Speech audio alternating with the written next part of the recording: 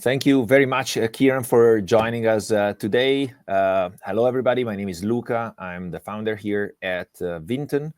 And this is another episode of our AI Readiness for Salesforce, our opportunity to talk to experts in the field, in the ecosystem of Salesforce, and understand what's going on. Are we ready? Is the ecosystem ready? Are our clients ready? Is the technology ready? And so forth. And today, we've invited Ciaran as a super expert to join in this conversation. So Ciaran, thank you for being with us. Can you introduce yourself? Thank you, Luca. Yeah, Ciaran McCullagh. I'm the COO here at Vanguard Cloud Consulting. So in my role, I manage the delivery team and the managed services, as well as the strategic partnerships with all our partners in the Salesforce ecosystem and beyond. And we know that very well because we enjoy a very fruitful partnership with you guys. Thank you very much again for trusting, and bringing all your effort and energy into this partnership. Now, let's kick off. Ciaran, what do you see in the ecosystem with regards to where we are with the agentic AI theme, and how is it evolving, and how are companies, consulting companies, but also client companies getting ready for it? Yeah, at the moment, I think the level of AI that we're getting from all different companies and what's out there at the moment is phenomenal. It's choosing what's right and how it best fits your company. But if I look at our own company, and let's just talk about Vanguard for a second. Like when we look at our company, we're looking to drive efficiencies, for better outcomes for our customers, doing things faster, quicker, but still keeping the quality in there. So I remember as the different jobs I've gone through in life. So when I left Dell years ago and I joined Salesforce, they said to me, "We want you to do the same job you did before. We want you to do it, but do it 5 times faster than you did before as in results. We want you to do the same job, but come in here now and do it 5 times quicker than what it took you to get there." And that's like AI in a way, because I'm looking at these tools and going, how can I grow my company, minimize OpEx, drive productivity and efficiency within the team, and provide this excellent customer outcomes and experiences they get. So with that in mind, that's how I apply myself with looking at companies like Native Video, like Vinton. I looked at your solution. We had another solution in there. I wanted to keep it native to Salesforce because I believe keeping everything on the same platform makes sense. It's easier accessible. And that's one prime example of one thing I'm even doing just with your own product and solution. It records all our calls. We're a remote company, a remote first company. So we need our calls recorded. We need to have, but when I was in those meetings, here's just an example of everyday simple life. When I'm in a meeting normally, I do still have it as a habit, but I'm not using it. I have a notepad and I'm there and I got my trusted pen and I'm taking notes. When I look at half those notes, they're illegible. I can't make sense of half them if I don't read them after the meeting. Fact of the matter, I now have Vinton integrated within my own Salesforce because we use it every day, as you know. I can go to the meeting. I can click at each point of the meeting and click at the commentary. I can hear it back. Oh yeah, that's what that meant. Okay, I got it. I can take the actions and next steps, copy and paste them directly into the email to follow up with the customer. I can put those actions and next steps directly into Salesforce to do those actions and keep myself accountable and the team accountable. That itself is a direct, impact of how AI works in the business. But then on top of that, we haven't started mining the data that's in there. We'll eventually start looking through all those conversations and start learning from them. What drives issues? What drives frustrations in customers? How can we make meetings more efficient? All the different things that drive productivity. Then when you bring it into Salesforce, you've got the forecasting, the lead scoring, customer sentiment. So we're using all those insights within our Salesforce for our sales team and our BDR team. And that's just the tip of the iceberg. So basically what you're saying is that you're kind of a living example of the immediate impact, especially on efficiency, I guess, the time saved and the productivity boost that you can get from AI in executing your own business and the way you go to market and the way you deliver your solutions. What do you see then on the other side? What are your customers asking for? Are they starting to engage with AI? You mentioned at the beginning that everybody's kind of dipping their toes in the water here and there. Do you see a cohesive stance on AI coming back from the market? Do you feel like, are they ready? No, well, first of all, they're not ready. They're absolutely not ready. But every company wants to use AI, and they want to use AI to drive productivity, efficiency, save money that they can put into other parts of the business. Yeah. So, and they all struggle with multiple different things. Companies struggle with marketing, outreach, recruitment, productivity within business, customer satisfaction. These are some of the top things that they struggle with. Why do you say they're not ready? What's missing? Oh, well, first of all, it's like they know AI is like, it's out there, but they don't know a lot about it, right? So when they think of AI, they think of a lot of stuff in the movies and stuff like that from that perspective. They don't think about what AI in a real term example. So first of all, they're not ready because they don't know enough. Salesforce has done massive marketing on AI. We've seen it, Matthew McConaughey and all the kind of ads and everything, and it's great to start that off. But AI, it's about data. When I used to talk about digital transformation when I was in Salesforce, but when I left Salesforce and joined Conga years ago, I used to do digital transformation workshops. The first thing we talked about data. And Salesforce is like a car. A car that doesn't have clean fuel, the engine seizes. So you need to have clean fuel going into an engine. And the engine in this case is Salesforce or system of record. And if that doesn't have clean data going into it, it cannot be used. So AI is exactly like that, but then on steroids. And what I mean by that is you need to have clean data. You need to have, at the moment, there's a lot of duplicates and everything, records in the systems. On top of that, a lot of siloed systems, departments and other ERPs not connected and everything.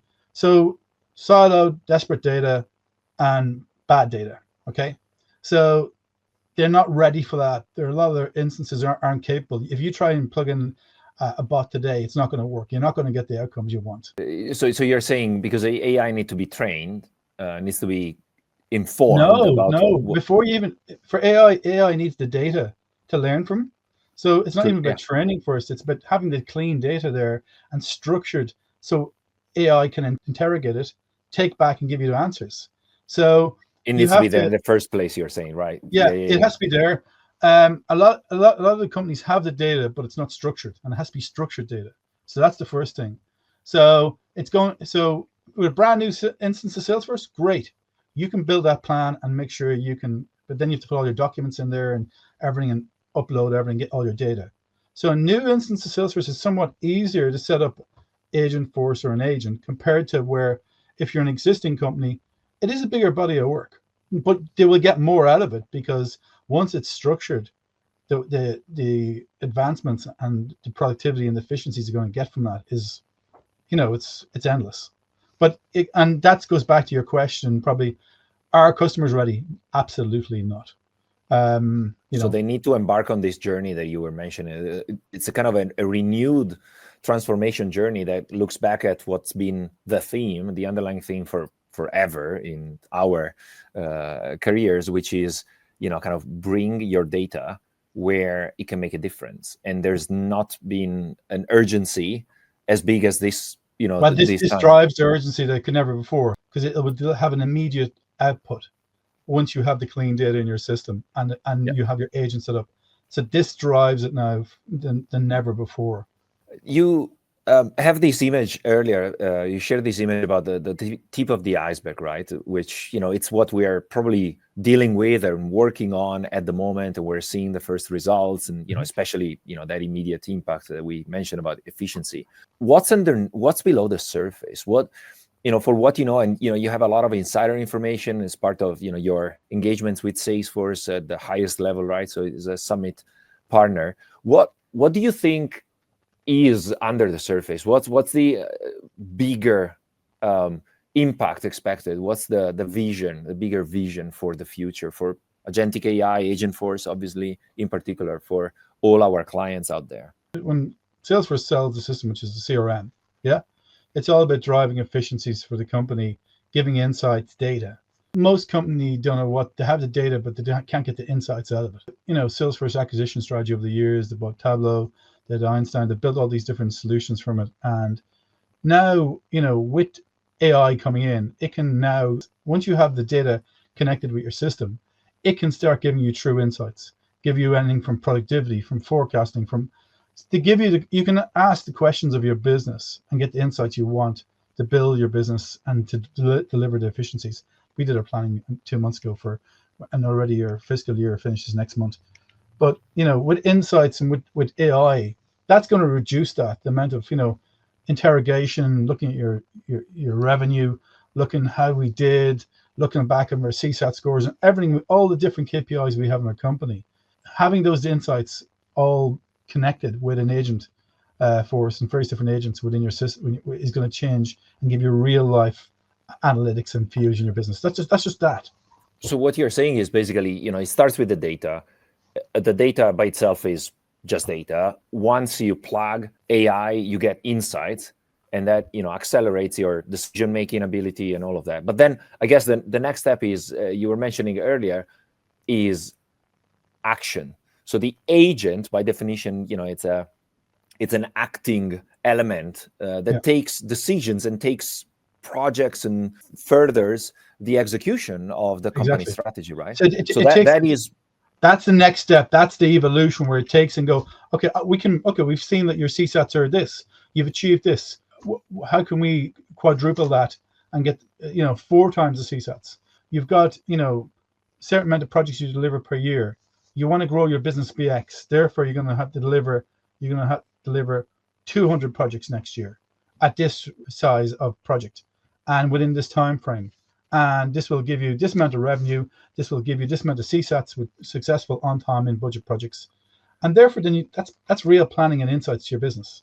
And then the time it will go out on your behalf and find that business, right? Because that's kind of the promise. That's the next thing. Then at the moment we're focusing on 3 bots within our own company, but one of them will be around marketing, and that'll be out there creating campaigns, going to our industries and the verticals that we want to focus on, focusing on the personas of those C-levels we want to target, and delivering messaging and insights and orchestrated campaigns within Marketing Cloud, account engagement, whatever we use, to have a data-driven insight marketing campaign to those customers that we want to grow our business by X. That's where it's going to deliver. The path is set, right? So you get data, you get insights from it, and then on those insights you take action, or you empower the agent to take action on your behalf, and out. Absolutely. It is, and it's creating campaigns and is engaging with prospects and customers and delivering value back to the business by acting on your behalf. And they're the pieces customers aren't seeing today. They're thinking of AI like a bot that comes on and asks you, takes your details and takes a little questions, and then 99% of the time it says we're going to connect you to a real person. That's what most people are getting today. They're not seeing the true capability. Where we're not there yet, but we will be. So it's a starting point, basically. That's where Agentforce, most of the real life demo, rather than the ones on the big stage at Dreamforce, I think are focused on that, right? So kind of establishing the baseline where companies are starting to trust a conversation to happen on their behalf without them having a human involved. Yes. And tapping into the data, the methodologies, and the documentation that they already have, creating that engagement.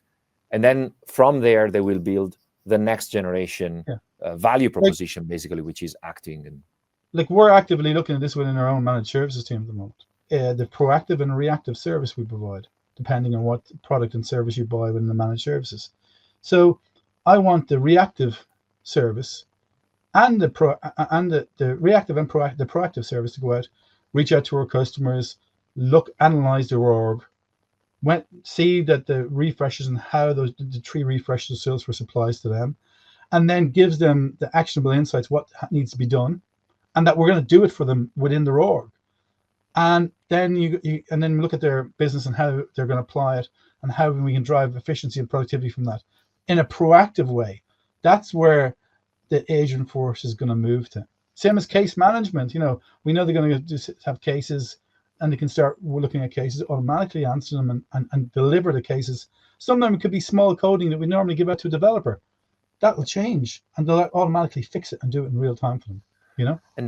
And that in turns, as you were mentioning at the very beginning, enables you to be a bit more, well, a lot probably more strategic over time, and deliver a different level of consulting to your business rather than execution. Absolutely. When you're in a company like our size, we wear a lot of hats, and we've had this conversation before. I'm in with marketing, I'm doing campaigns, I'm looking after the the managed services team, I'm looking after the delivery team, I'm strategically having conversations with you about partnerships and other people. There's a lot of different moving elements, and you get very busy very quickly.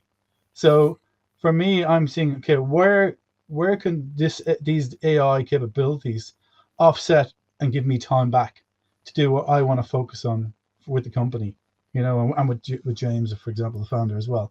So that's where I see the efficiency. And I spend my weekend. I probably spend half my weekend looking at different videos and articles, or be sent about AI and what tools are coming out there and how they're driving. Like, obviously, I tell you, the AI tool I'd love for myself. I'd love to have a proper AI assistant, like an executive assistant. I haven't seen one yet that has worked for me, but I think that would be a great one. Yeah, just to manage the meetings, the scheduling, the follow-ups. I'm hearing good things about the new, what is it called, deep research from the next level up on the premium offering from OpenAI. I don't remember what it's called, but that's actually an agent that ideally would get to know you, gets onto your desktop, your laptop. It goes into your online accounts, learns about you, and then starts to do things already on your behalf. And that's the other thing. Companies like, when you take on a new Salesforce as a CRM, one thing is paying for it. The next one is adoption, right? So AI as well, the leaders have to learn AI as well. They have to understand there's certain rules and controls and training. So when we started using AI before even Salesforce, when ChatGPT and other different ones, and even Vinton, I had to write up our AI strategy within the company, AI policy. So, for example, when they're going and doing stuff on ChatGPT, that they're not putting any customer data or names, they have to anonymize it. So all this level of investment and training has to go in. I set up a call, I train the team how to use it, because you have to. So you have to invest time. You have to put the controls and protocols in place to make sure you're using it in the proper way. And there's great training as well, even on Trailhead, and you can use even ChatGPT. You can put it into, write out a data policy for me that will do the following. It'll give it to you. It's kind of self-referencing, but it absolutely works. Yeah, no. It does. Makes sense. So, and that I believe in the big picture has always been the responsibility of the leadership, and even more so, as you said earlier, like there's a renewed sense of urgency that for the organization overall is about efficiency and data, and kind of renewing that commitment to bringing data in context. But for leadership is really a level up, right? So they need to understand the bigger picture, where the impact, where the boundaries need to be set in order to create an environment that is ready to welcome and leverage at best what AI has to offer. But on the other side, it's safeguarding, I just said, the company's business numbers and data and credentials, and kind of making sure that that is preserved as a competitive advantage rather than it becomes a disadvantage in the long term. When you're looking at AI, it's not a question of, should you embrace AI? It's if you don't embrace it, you're going to be left behind. You're going to be left behind. We talked about digital transformation, years ago. We talked about, if you're not continuously innovating, in your company, you're going to be left behind. The companies, we've seen this, we've done the case studies over the years in the different companies. We've been taught about the case studies with different companies, where these biggest companies in the world, have been continuously evolving. IBM, one of the oldest tech companies in the world. It's not there because it was there first. It's there because it continually innovates. And this is not an endorsement for IBM. It's just history. One of the oldest tech companies, going back since the 1800s. IBM has been, so that's a good example. And these companies who continuously go through the decades and now, going into a second century as a company, You're right. Evolving, and AI is fundamental to that. Absolutely. There's an inevitability of what is happening that will bring, and as you said, either leadership, right? So it starts with the top, but then organizations are ready to embrace what AI can bring. Otherwise, they will be left behind. It will be a competitive disadvantage for them that they have not readied themselves to embrace, and they haven't embraced ultimately the opportunity that comes with AI. Amazing. So let's take a look at, 5 years from now. And we're having this conversation. We're looking back. What will the conversation be like? What will we be discussing about and looking back to mistakes and things that worked? Do you know what? Do you know what I think it's going to be like? It's like I've got a 27-year-old daughter. I've got a 16-year-old daughter. I've got a 23-year-old son. You're telling them about tech years ago that they don't understand about. So you're explaining them about technology that they didn't understand, that they have no concept. Like, having a phone that used to have a dial and used to dial on the phone. Like they've done videos recently where it shows teenagers or young adolescents, and they don't know how to use the phone because you have to turn around. They lift up the handle and go hello, but they don't know how to use it. So I think what it'll be, even 5 years, it'll be that level of advancement that it'll be talking like it's starting to do now, the linguistic, natural processing language of AI, but the NLP. But it's going to be so easy. You're not going to have to be giving it as much insights and questioning and how, like at the moment now with AI and the different chat GPTs and all these different tools, it's if you know how to use it, you can master it. If you know how to ask the right questions, it's going to become so easy. It's going to be like, the way you use a mobile phone now. The mobile phone is a natural extension of your life. It's, you use it for chat, you use it for your meetings, you use it for so many things that the AI is going to be, it's embedded into everything. So when it comes to business, it's going to make everything seamless. The customer experience we have from now is going to be totally different. How businesses have grown and scaled, it'll put the advantage now. At the moment, if you're a company, you got bigger budgets and you got more money, you got more people, you usually will grow. Smaller companies get it hard to get to the next level. So I worked for a lot of startups. To get to the 70 million or 80 million, to get to the, up to the 100 million, that's the rarefied air. And not many companies get to the 100 million. And I was lucky to work with two that got to the 100 million and then scaled dramatically after that to the billion.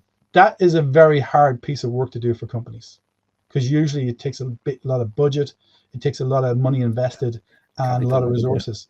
I think with the change of AI, you're going to see a lot more smaller companies get bigger, successful quicker, without the level of investment and resources that they needed previously. And AI, I think, is going to be fundamental and crucial to that. So you're going to have unicorns because of AI. Wow. That's a powerful image, because we started talking about readiness and not trusting and AI urgency. Data urgency for AI. And we talked about the central element of understanding and interpreting that data, which is the first step onto taking action on behalf of agents, taking action on behalf of the companies.